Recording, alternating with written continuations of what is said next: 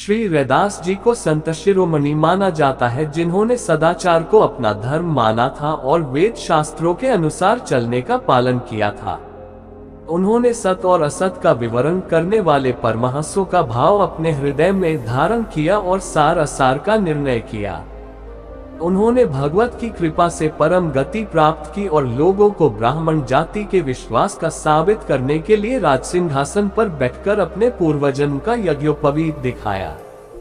उन्होंने ऊंचे वर्ण और आश्रम के अभिमान को त्याग कर महान पुरुषों की चरण धूलि की वंदना की और संदेहों को खंडन करने में बहुत ही चतुर थे।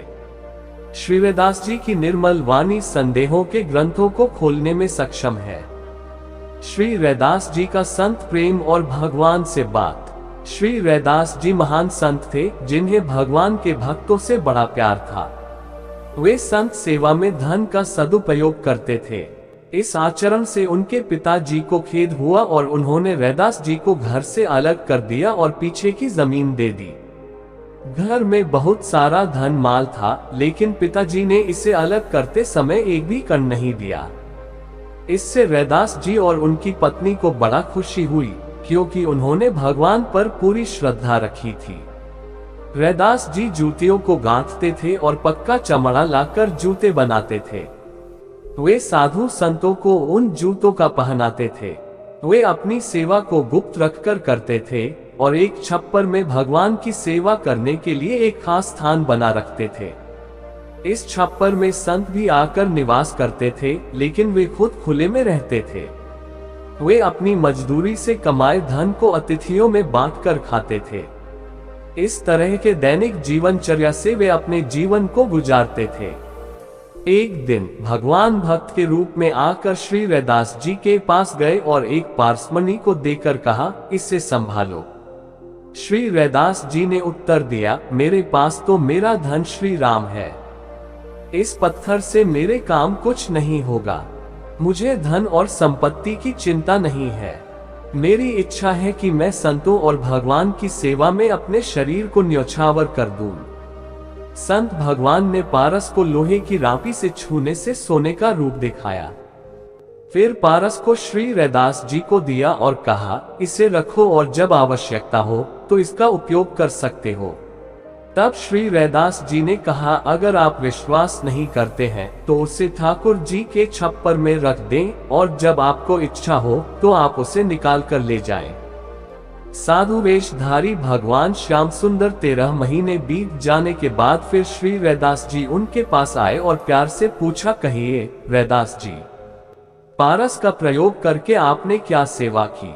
श्री रैदास जी ने कहा, जहां आप रख गए थे वहां ही रखा होगा, आप उसे ले लीजिए। श्री रैदास जी की ऐसी बात सुनकर पारस को लेकर वे चले गए। अब भगवान ने एक नई लीला रची। प्रातः काल जब श्री रैदास जी ठाकुर सेवा करने जाते तो उन्हें नित्य 5 मोहरें मिलती।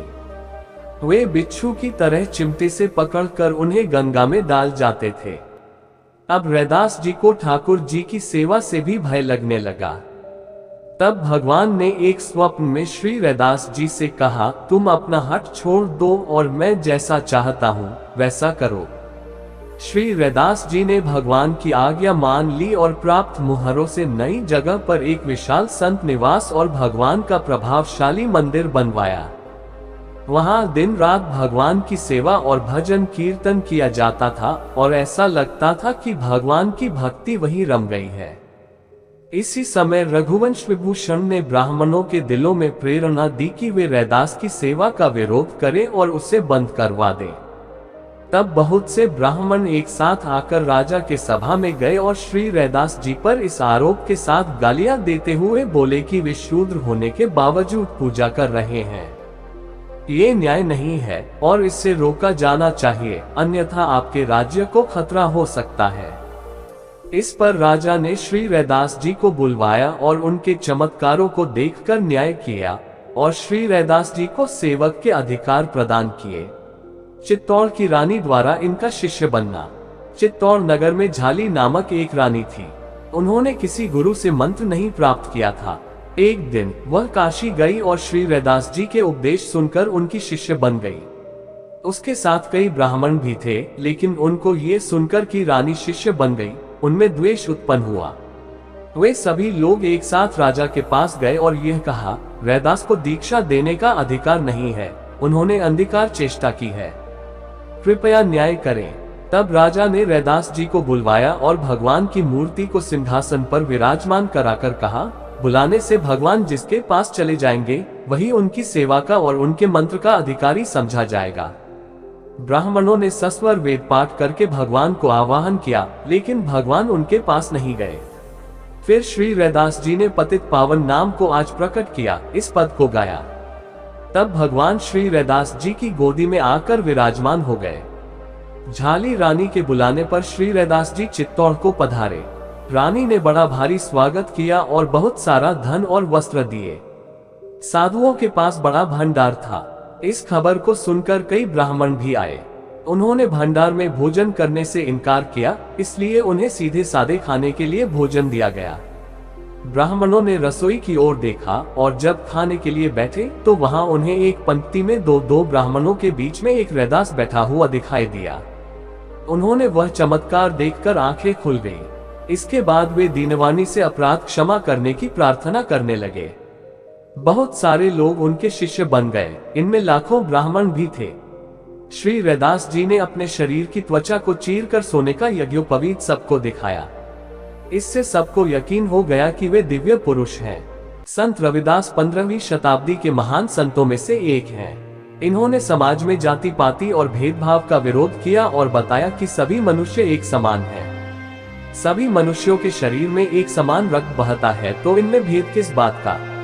इसी बात से समाज के कुलीन लोग इन्हें पसंद नहीं करते थे।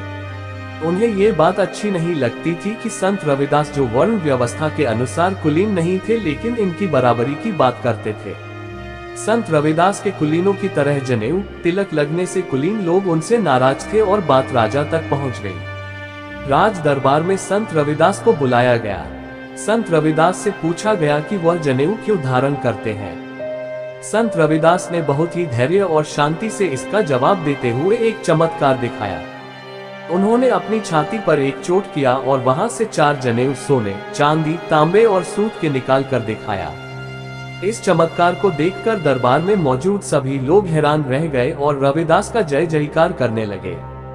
राजा भी रविदास की सच्ची भक्ति से प्रभावित हुए और इन्हें कर्म से कुलीन बताया।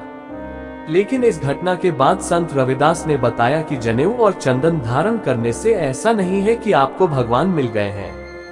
इसके बाद रविदास ने इन 4 जनेऊ को कंधे से उतार कर राजा के सामने रख दिया और इसके बाद इन्होंने कभी जनेऊ धारण नहीं किया। इस तरह रविदास ने बताया कि भक्ति के लिए और ईश्वर की प्राप्ति के लिए जरूरी नहीं कि आप जनेऊ और तिलक धारण करें। सच्ची भावना से आप ईश्वर को प्राप्त कर सकते हैं।